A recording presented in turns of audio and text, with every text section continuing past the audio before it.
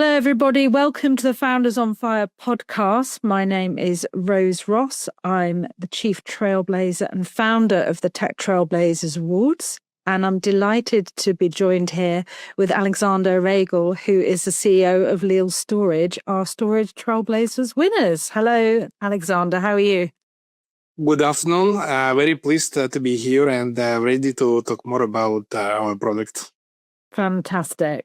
Well, it'd be great if you could kick off with a little bit about Leil Storage and tell us, what it's all about, and, how you've got to where you are now, because you're sort of nearly 2.5 years into your storage adventure. Yeah, sure. So actually, it's just a bit more than 2 years now. And we are the Estonian-based company. We can be categorized as a startup company based on our age. And what we are trying to do is that we have the specialization in large-scale, sustainable, energy-efficient, and cost-effective data storage products designed for active archive, backup, and nearline use cases. Mm-hmm. Our company is a spin-off of our other business, which is a bit older, like 7 years. The company called Daiway, and this company is the global system integrator company working with data-intensive companies, supplying and designing the hardware infrastructures. So, and what we are trying to do is that we're trying. It sounds simple. In reality, it's not. We're trying to unlock what we call the hyperscale efficiency. In other words, the technologies that have been available before that only to hyperscale people like Amazon, Microsoft, Alibaba, Dropbox, Wasabi, to make them available for on-premise consumption. Mm-hmm. And that's our main idea. So we want to make these technologies available to the broader market. We want them to be consumed on premise, and we want them to be sustainable because what we are implementing in our product is very well aligned with the green agendas of today. And personally, I have almost 2 decades of the experience working primarily in global companies in and around data centers, web hosting, software business. And for the past almost 8 years already, actually, we've been running our own company, as I said, Daiway, in system integration field. And for the past 2 years and a bit more, we have this spin-off company, Leil Storage, which is trying to make these efficiencies for everyone, just like hyperscale efficiencies for the masses. So you've basically taken your experience in systems integration and then identified a gap that you needed to... Exactly. And not only the experience in system integration, because what you've just said is very interesting, because typically when it comes to software companies building any kind of software, most often they lack the experience in hardware side of things. And they also like to say, we are hardware agnostic, we can run on anything. But at the same time, for those who are rather savvy in hardware stuff, it sounds very weird because as long as you are the agnostic from the hardware perspective, you will be agnostic from the performance perspective as well. So you cannot just separate these two worlds. And ideally, you need to have expertise in both of them. And I believe that we have a very good match in this. Our system integration business helped us a lot to instill this in-depth knowledge in the hardware, which is now we also capitalize on with our software product. So what you're saying is to kind of fine-tune the software to get the maximum performance from the hardware. Yes, to get the maximum from the software so that it can run optimally the hardware of our choice or our customer's choice. Yes. So from your perspective, I mean, this journey's in some ways, it's almost like a story of two companies, but specifically looking at sort of the storage startup side of things, how have you found that? Have there been any challenges that you've kind of didn't anticipate or have had to overcome over the last couple of years? I believe that it will be best to start with the most obvious challenge, and I think it's the current economic climate, basically all over the world. And I don't want to say that it started like a couple of years ago. I believe that the origins of this uncertainty are from the COVID times, so it's almost 5 years ago. Almost 5 years, yeah. Because the time has been very compressed since then for me, so I even having hard times to calculate how many years it was.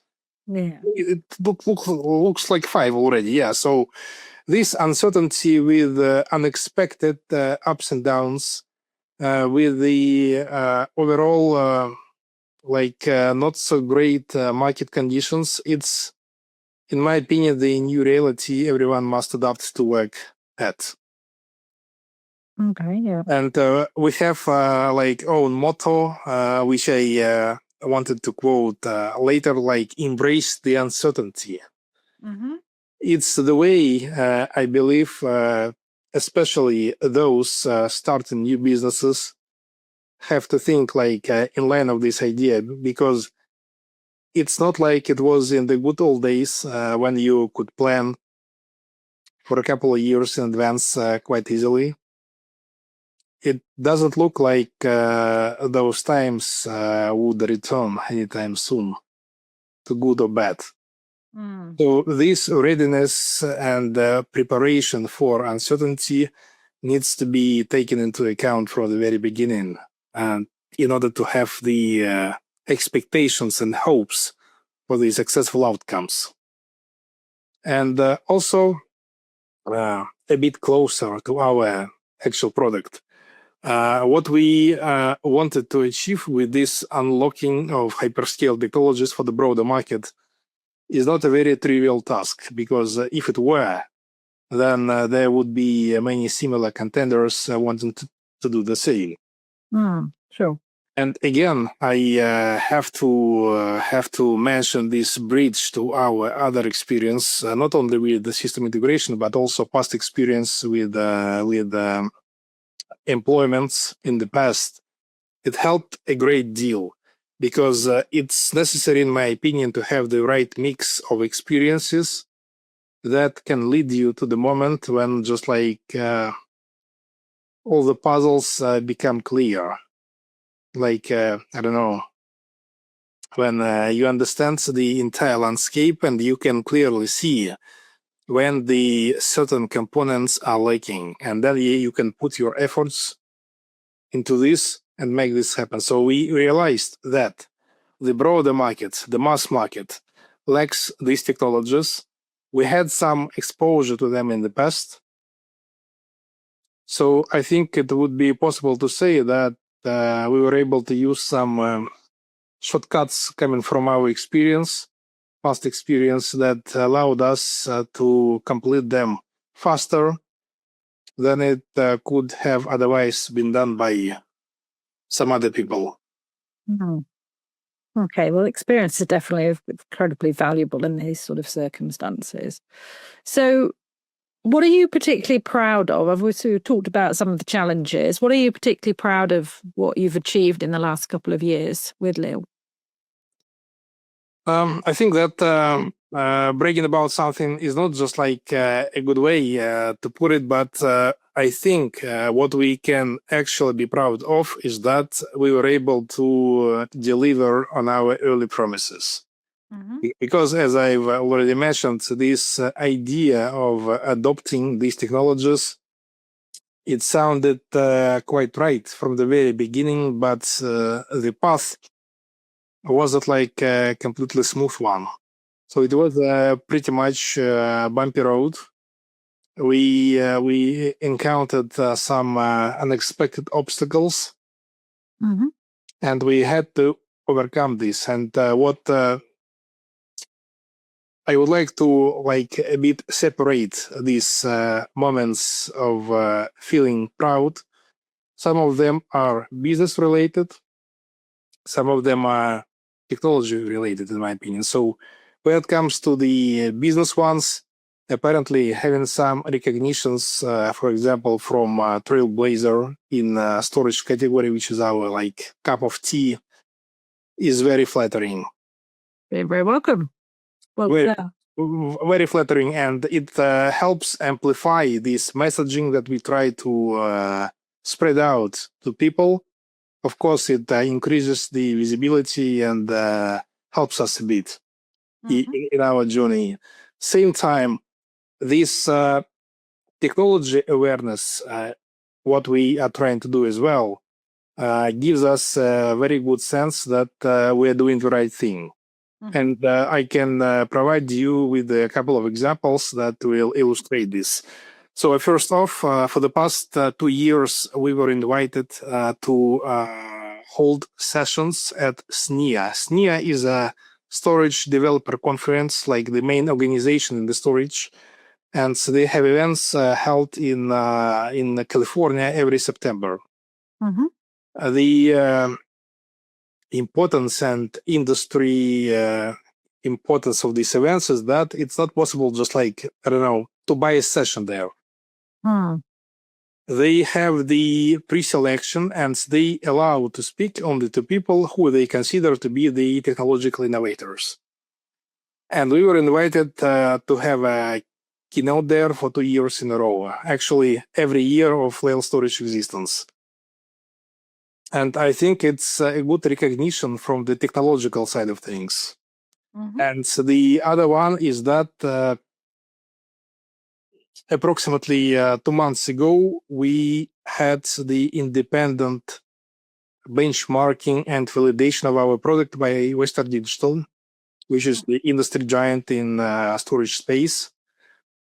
And so the outcome of this independent validation was the solution brief available in public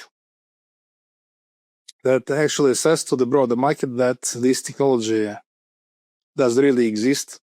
This technology does really deliver on its promises, and it's up for grabs. Very good. So, that's sort of some great milestones that you've shared there. What are you thinking if you were to offer advice to others who are starting their journey or are early in their journey? What would you be saying as your advice to them? I think rather easy advice and solely based on the own experience. First off, I think people must be, again, we call it maybe it's the internal wording, lean and mean. It's not only a lean startup framework of thinking, it's about actually focusing on things that will benefit you, not only in the short term, but mid-term and long term as well. So being lean and mean, in my opinion, is very important. The other one I mentioned before, it's the readiness to embrace the uncertainty. In my opinion, it's not even number one, it's number 0, because with these times, you cannot avoid it. It should be the motto everyone sticks with in order to have chances for success. Then being laser focused on what your product brings to the market, not like marketing bubble, what your product can actually deliver, which can be converted and transformed into real value by the end users. And I think lastly, no high hopes because of this uncertainty. Humble expectations. So where are you seeing a lot of demand? Because obviously you're in Tallinn. Are you seeing that your main market is Europe-based, or are you seeing? You talked about going to the States and presenting for the SNIA, the Storage Networking Industry Association, doing their keynote there at their conference, which is, we've been involved with our storage hats on as well. Where are you seeing demand for the approach to hyperscale on commodity? I think that the beauty of this technology is its complete broad applicability. Mm-hmm.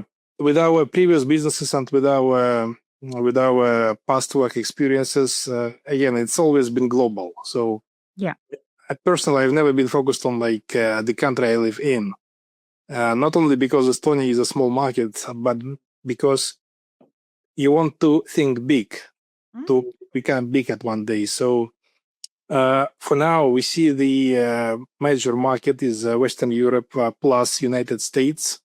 At the same time, we have a lot of interest from the developed APAC countries like Japan. Indonesia is coming next, India.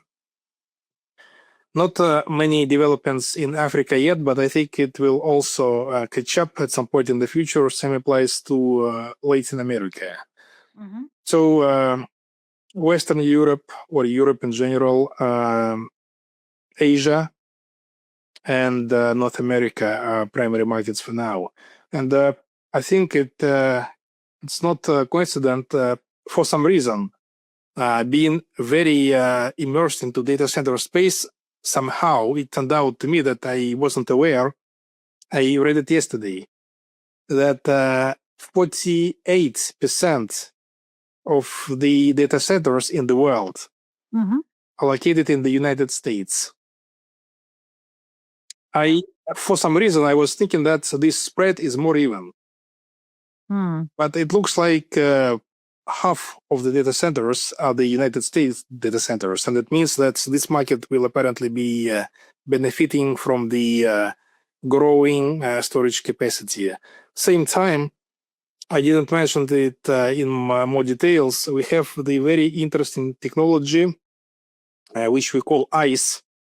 Yeah, I was reading about that. Yeah, which stands for Infinite Cold Engine. And this is the actual technology that allows our storage to consume less energy than the competitor product. And we are developing this ICE technology in a phased approach with 3 phases. And when the last phase is complete, we believe it will be in 2026. It will allow us to save up to 70% less energy. Wow. Versus the competitor product. And this energy efficiency topic is very interesting because it's not the same in any country in the world. When you talk to the prospect from Europe, they say we are ready to get it as soon as you have this technology available because the energy bills are through the roof. And this entire energy landscape is not very good. In the United States, they it would be nice to have, but it's not biting us that badly as it does in Europe. And in Middle East, as an example, they don't care a lot because they are mostly oil and gas countries. The energy prices are good, but still, with the countries pushing the sustainability agenda, which I think is good anyway. Yeah. It will be the additional driver and additional appeal associated with our product. Well, there's certainly concerns about ability to actually generate sufficient energy for data centers, and particularly things like AI are putting additional load on, compute power. Yeah, exactly. And I think we had statistics some time ago that data centers alone, and it was before the AI boom happened, they already consumed the electricity which was on the same level as the entire aviation industry. Wow. So it's definitely happening with AI. It will be even more because AI is now everywhere. And we have what to offer for AI use case as well. Interesting stuff. So what can you tell us about the future? Are there any exciting developments that you're able to share with us at the moment? I mean, you've talked a little bit about the iced technology being available in 2026. Are we going to be able to see some insights into that soon? Unfortunately, I don't possess the crystal ball to tell the future, but from what we believe can happen, which is under our control, so to say.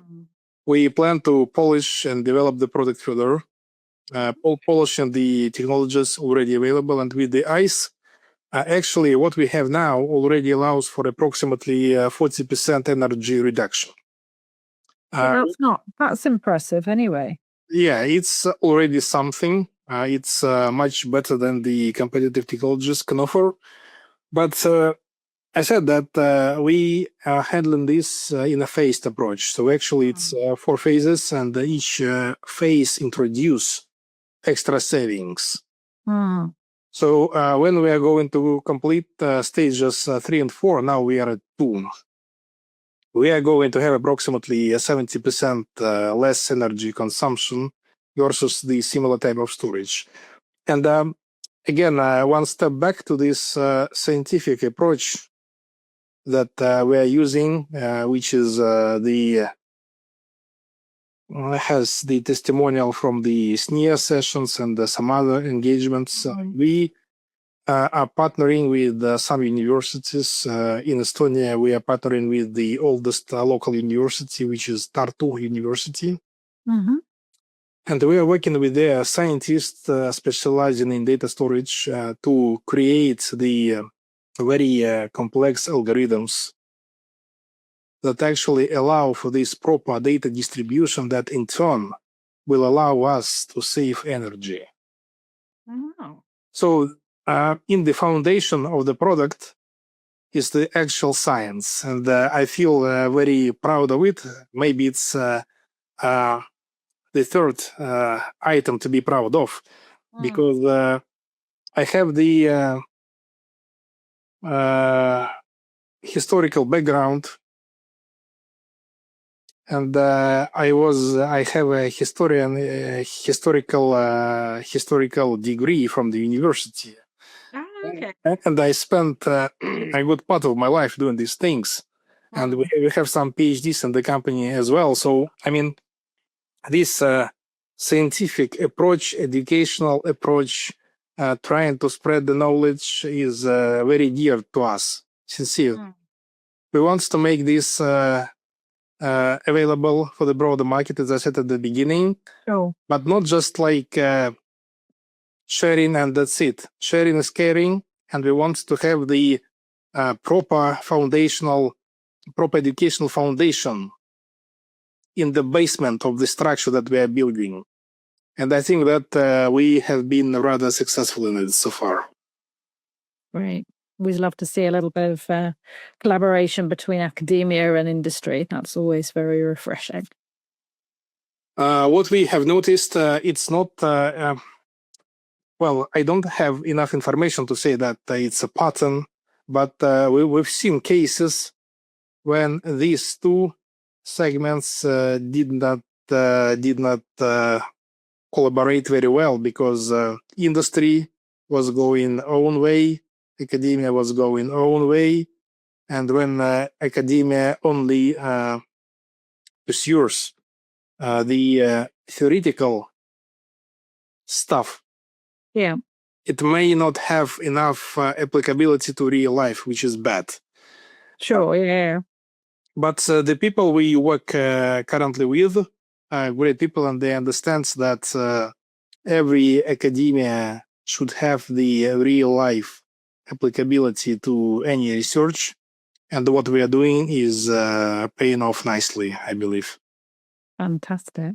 Well, that sounds like a very upbeat note for us to kind of bring our discussions to an end. But is there anything else that you'd like to share about, what's been going on, what's going to be happening? Well, I think for the large data storage, or for the big data, the future is very bright, because whether we want it or not.